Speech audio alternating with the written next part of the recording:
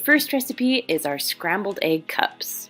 Now for this recipe you need 1 cup of cheese, 12 eggs or a dozen eggs, and 1 cup of ham. Now I didn't have ham, so I had to use sausage, which works out just fine. It's all pre-cooked, ready to go. And then a little bit of salt and pepper to taste. Now you're going to crack all 12 eggs into the bowl, whisk them all together. Then you're going to add a little bit of salt and a little bit of pepper on top, and then go ahead and add your ham or your sausage. Mix it up a little bit and you're ready to go. Now I'm using a 1/4 measuring cup to just dump it right into a mini muffin pan. Next, go ahead and just sprinkle your favorite cheese on top. Preheat your oven to 350 degrees. Put the muffin tin right into it. You're going to cook this for about 20 minutes. When it's all done, they'll be a little bit poofy, which I like that word, poofy. Then you can just pull them out and cut them up, and they are ready to go for breakfast. So here's what you need. You need 2 tablespoons of normal yogurt. Then I like to add sweetened condensed milk, so I'm adding 14 ounces of sweetened condensed milk. You don't have to add this. You can just do yogurt and milk if you want, but it gives it a little more flavor. Then we're using Fairlife whole extra filtered milk. The extra filtered is very important, and this is a 1/2 gallon.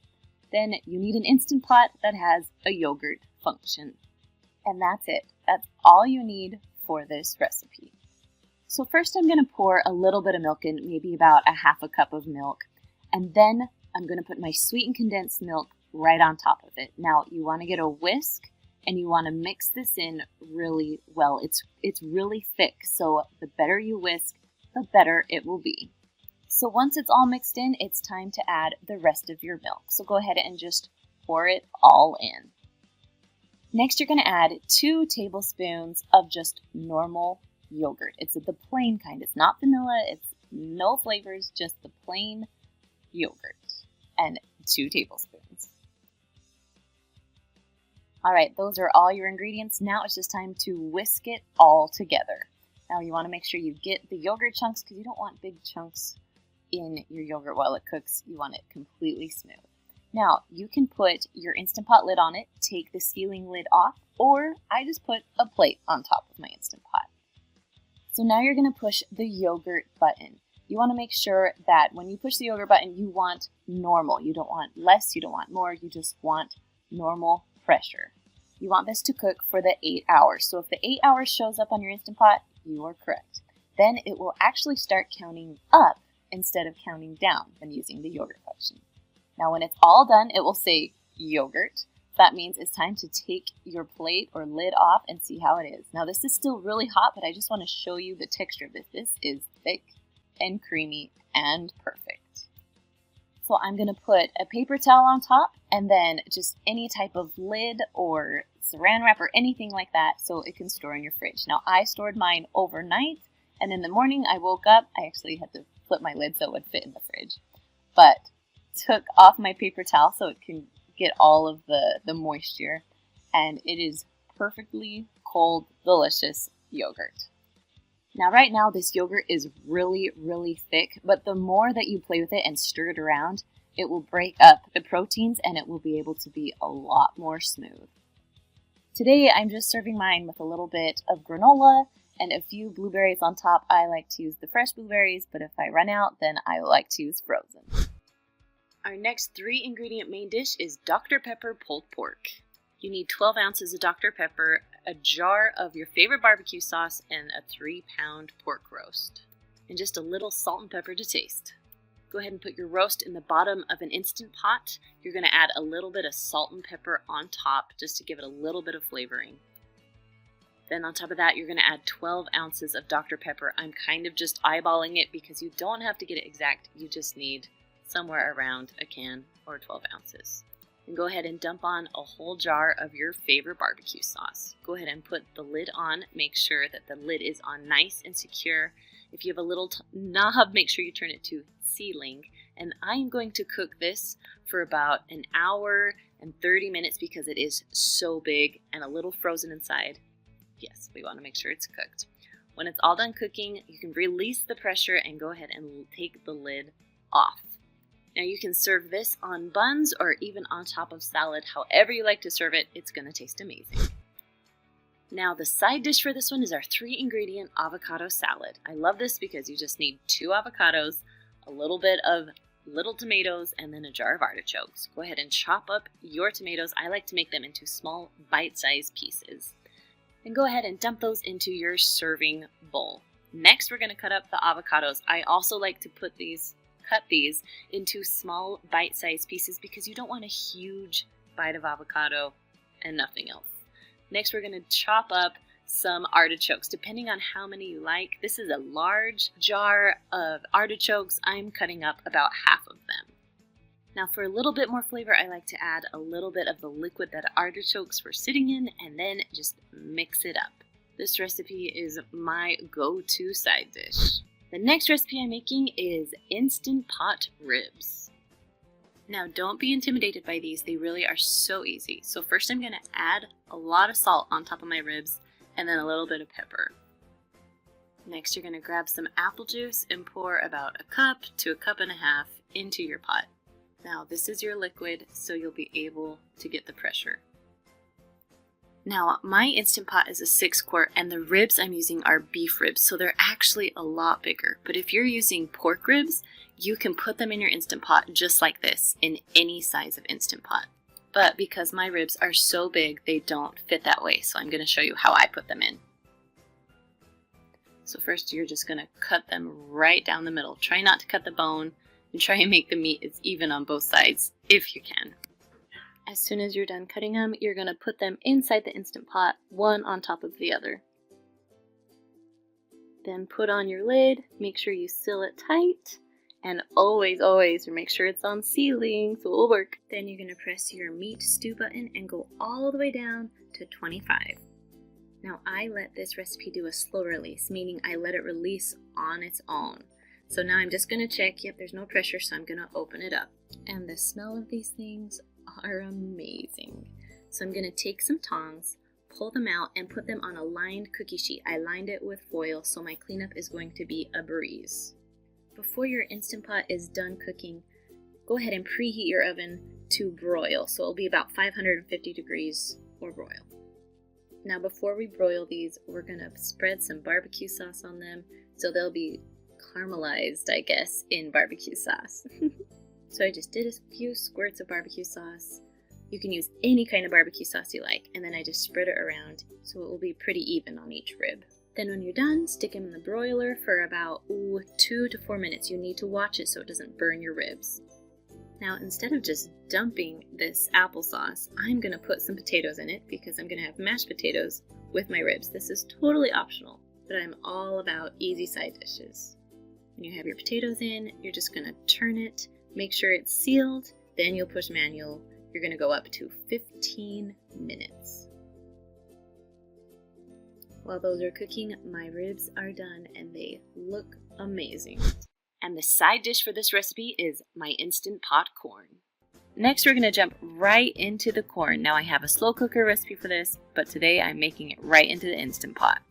Now if you've never made corn in the Instant Pot, now's the time to do it. You don't have to watch it, you don't have to wait for it. So I took 1 cup of water and I threw 4 ears of corn on. You could add probably 1 more in a 6-quart Instant Pot. Now if you're using a 3-quart one, go ahead and split the corn in half. If you're using an 8-quart, you can add more corn if you want. Alright, we're going to close the lid and put it on sealing.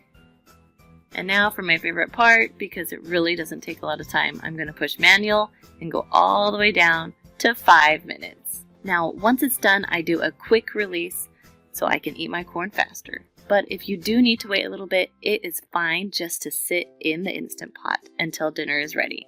So I take my lid off and my corn is perfectly done. The next main dish is barbecue salmon. You're first going to start by lining a pan or cookie sheet with foil. It makes it a whole lot easier to clean up. Then you're going to add your salmon onto the foil, skin side down. Add a little bit of salt and pepper onto your salmon and let it sit there for about 10 minutes or so. Next, you're going to pour on your favorite barbecue sauce. And make sure you spread it around so it's covering the salmon pretty evenly. Now you're going to take your salmon Make sure your oven is preheated to 400 degrees and you're going to cook it for about 20 to 30 minutes depending on how thick your salmon is. When it's done, it will smell amazing and the barbecue sauce will be like a delicious glaze on top. Now just a quick note, I would suggest getting fresh salmon from the deli, not frozen. Frozen just does not taste very good. I'll just be honest with you. Now the side dish to go along with the salmon is our honey roasted carrots. You're going to need some olive oil, carrots, obviously, a little bit of salt and pepper, and some honey. Now I love to use these bagged carrots because I usually mix everything in this bag, but my 3-year-old got to it first and got a little hole, so now I'm going to mix it all together in a Ziploc bag for you. Next you're going to pour about 3 tablespoons of olive oil onto your carrots. Go ahead and zip up the bag with a little bit of air, but not a ton of air, and you're going to mix that olive oil around so it will cover every single carrot. Then go ahead and dump your carrots onto a cookie sheet. Now I usually like to take that same bag and kind of just spread them around. You don't want carrots on top of each other when they cook. Next you're going to add about a teaspoon or so of salt, just spreading it all along the carrots evenly. You're going to do the same with pepper. If you don't love pepper, you don't have to add it, but I love pepper with these carrots. Next you're going to drizzle about 3 tablespoons or so of honey right on to your carrots. You just want to make sure every carrot gets a little bit of honey. When you're done, you're going to go ahead and bake those at 400 degrees for about 20 to 25 minutes or until your carrots are the texture that you like them. I like them very cooked, so I go about 30 minutes every time. Now I like to add just a little bit more honey on top right before I serve them just to get that little added sweetness. It's my favorite. Now make sure you serve these nice and hot because they are so good that way. Now the next main dish is our easy club chicken. So you're going to need a box of club crackers, about a half a cup of butter, a little package of zesty Italian seasoning, and then of course, chicken. You're first going to take your butter and microwave it in a microwave safe dish until it's completely melted. While that's melting, go ahead and crush up your crackers into little tiny crumbs. You will want about a cup and a half of those. Next, we're going to add our Italian seasoning dressing packet right on top of the crumbs. And just mix those all together until it's well combined. So now that the butter is melted, you're going to put your chicken into the butter, kind of, make sure the butter is all around the chicken, and then put the chicken into, of course, the seasoning, the crumbs, and the Italian seasoning. Make sure it's all covered, ready to go, and then you can place that right onto the cookie sheet. Then you're just going to continue those steps until all of the chicken is gone and you've used all the breadcrumbs and the butter. If you need a little bit more butter, go ahead and melt some more. All right, now it's time to cook. You're going to preheat your oven to 375 degrees. We're going to cook it for about 45 minutes to an hour, depending on how thick your chicken breasts are. Now, halfway through, you can flip those over. It's totally up to you. And there you have it, easy club chicken. Now, to go with this recipe is our 3-ingredient Parmesan rolls. For this recipe, you need 12 frozen dinner rolls, a half a cup of butter, I like salted butter, and then 1 cup of Parmesan cheese. Now, I microwaved my butter in a microwave-safe bowl, and we're going to dip the frozen roll, it's totally frozen, into the butter. Mix it around a little bit, then you're going to go straight into the Parmesan. Mix it. If you need to press Parmesan onto it, you can. Then you're going to put it into a 9x13 pan that has been sprayed with non-stick cooking spray. Now you're just going to continue this step until all 12 rolls are onto your pan. Now these rolls need to rise, so we're going to cover them with saran wrap and put them in a warm place. I like to put them kind of in the sun or just a spot where it's going to be warm so they will rise a little faster.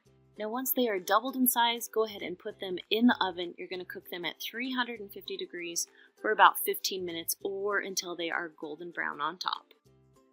I like to serve this with just a little bit of butter and it's the perfect side dish. Now the next main dish is our 3-ingredient chicken tacos. So you just need a taco seasoning packet, a frozen package of chicken, and then also your favorite salsa. I'm going to cook it in my Instant Pot today, so we're going to put the chicken into the bottom of the Instant Pot. Now these are tenderloin, so they're a little bit smaller. You can use chicken breasts if you want to. I'm putting about 6 or 7 in there because we have to feed a family of 6. Now on top of the chicken, you're going to add your taco seasoning packet. Just dump it right on top. And then you're going to pour on your salsa. I'm using the whole jar of salsa just because I like it that way. Now because it is the Instant Pot, I'm going to add a little bit, about 1/4 cup of water, so it will pressurize. Next, go ahead and put your lid on the Instant Pot. Make sure that little knob is turned to sealing, not venting. Then go ahead and push the manual or pressure cook button, depending on what you have. And because they're pretty small, I'm just going to cook this for 20 minutes with my frozen chicken. Now, when it's all done cooking, I turned my little knob to venting and let out all the pressure so the lid will come off nice and easy. Now, I pulled out my chicken just to shred it up just a little bit easier. You can leave it in the Instant Pot and shred it from there, but yeah, whatever works for you. Then all you do is put it on some tortillas or salad, add your favorite toppings. I'm going to add just a little bit of cheese on top.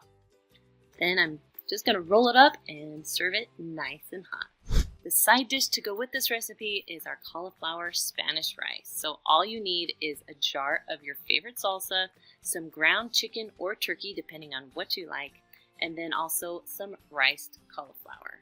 I like to get the frozen kind. Now you're going to start by putting your turkey or chicken into a skillet and you're going to cook it up. Now if you've never heard me talk about the chop stir, this is one of my most favorite kitchen items. I'll put a link in the description for you. It is amazing.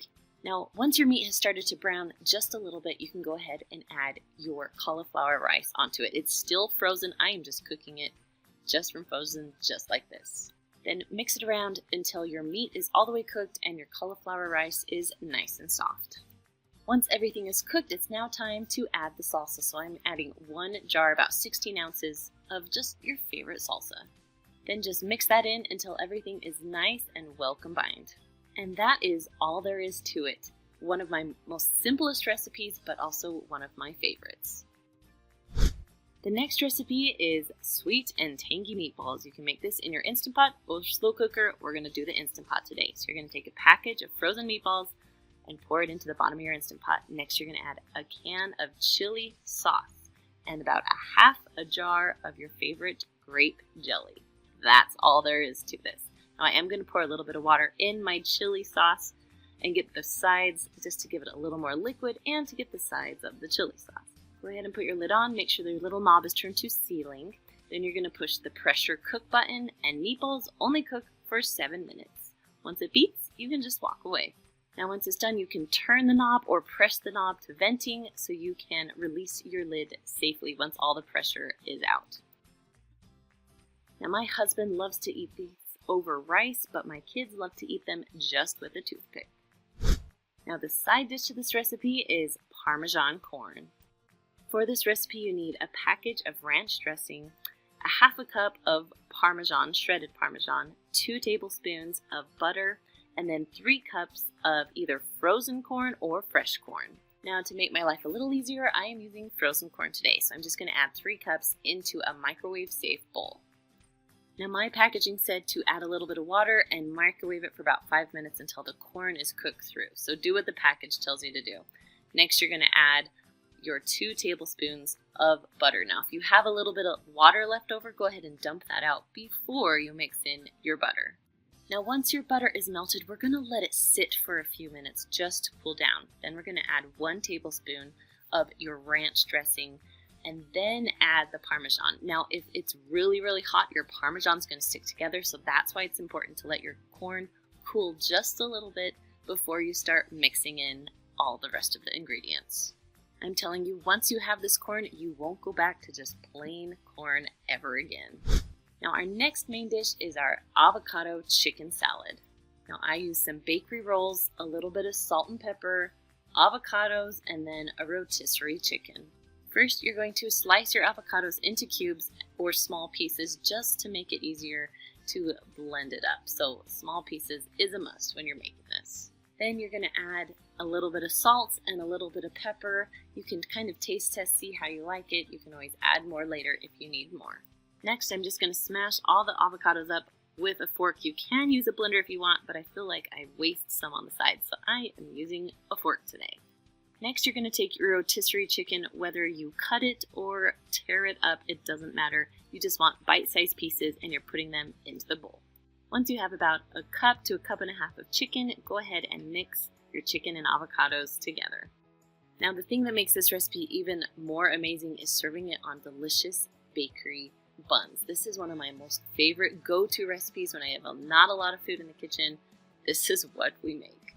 Now the side dish to this recipe is baked zucchini fries.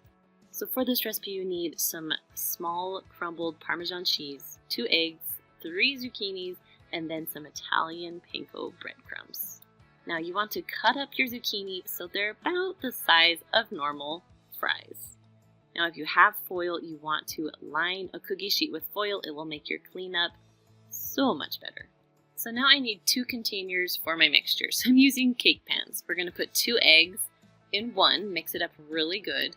And in the other pan, we're going to add about a half a cup of the panko crumbs and then about a fourth a cup of the Parmesan. Then just mix that up until it's well combined. Now it's time to put it all together. So I have my zucchini all cut up, ready to go. So you're going to take a few pieces, I did a few pieces at one time, and just kind of mix them around in the egg mixture. Then you're just going to put it right over into the crumbs, panko crumbs, breadcrumbs, yeah, that's what it's called. The panko and Parmesan, and then just put it right onto your cookie sheet.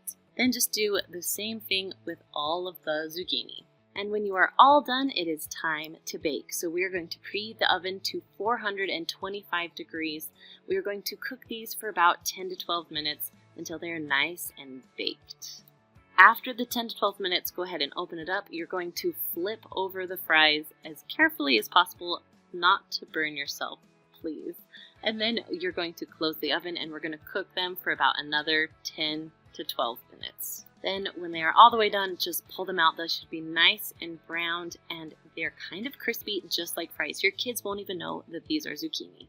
The next recipe is our man-catching chicken, which is so funny, but you're going to need some chicken.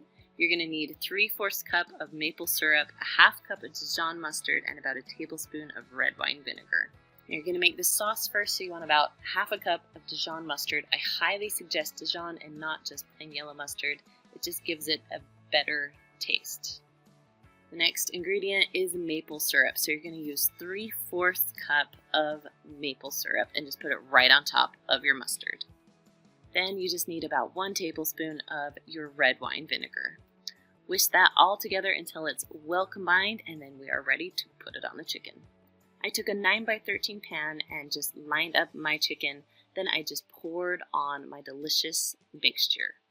Go ahead and preheat your oven to 425 degrees. Now because my chicken is thick, I'm going to cook about 15 minutes, then flip it over and cook another 15 minutes. If you have thick chicken, I would cook it for 20 minutes and then flip it for another 20 minutes.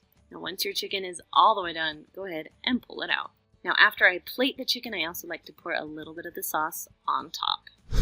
Now the perfect side dish for this recipe is Instant Pot green beans. Alright, next recipe, we're going to make some beans. So I have 2 tablespoons of butter, 1 cup of water, 1 pound of green beans, and then on top of the green beans, I'm going to add just a little bit, like a teaspoon of garlic. And go ahead and put your lid on, make sure it's all the way tight. You're going to turn it again to sealing so it will pressurize, and you're going to go all the way down to 5 minutes. Now I cook mine for 5 and they're really well done. You can even do 2 minutes and they'll still be good. Now when it shows the L, that means that the timer is done and you're ready to let the steam out. So that's called a quick release. So I turn the little knob. Once all the pressure is out, my lid will come off and my beans are ready to go. So all I have to do is mix them around a little bit. Now one of my favorite things is when the garlic pressurizes, it kind of pressurizes the garlic flavor into all of the beans. It's one of my most favorite things to make. So these beans are done and we are all ready to serve. So I like to serve them in just a serving dish, individual bowls, however you like to do it. Next recipe is our pepperoni pizza rolls. Now all you're going to need is mozzarella cheese, some pizza crust, and some pizza sauce. I'm going to start by rolling out my dough and spreading it out a little bit because we need to make rolls here. So we need to spread it out pretty thin so it will cook evenly. Now just to give it a little bit more flavor, I'm adding a little bit of garlic salt and just a little bit of Italian seasoning on top of the pizza crust. Next, I'm going to add about a cup to a cup and a half of mozzarella cheese. Then you want to make sure that you spread the cheese all around pretty evenly. Okay, now it's time to make our pizza roll, so we have to carefully roll the dough with the cheese inside of it. Now, there are ends here. I'm going to cut off both ends, but I am still going to use those because they will work just fine. Okay, next you're going to cut about 1-inch pieces or rolls and then just carefully place them on a cookie sheet. I would also suggest spraying your cookie sheet with cooking spray just so they will come off a little easier.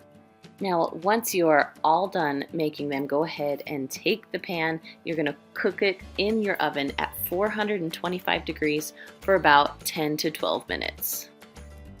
Now, when they're all done, they should be nice and golden brown on top. And the best part is just dipping them in your favorite marinara sauce. Now, the perfect side dish for this is our simple green salad. So all you need is some chopped romaine salad, a really good poppy seed dressing, I love Panera's, and then just a can of mandarin oranges.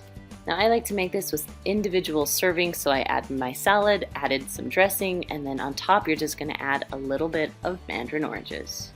I love that you can throw it together in literally a matter of minutes.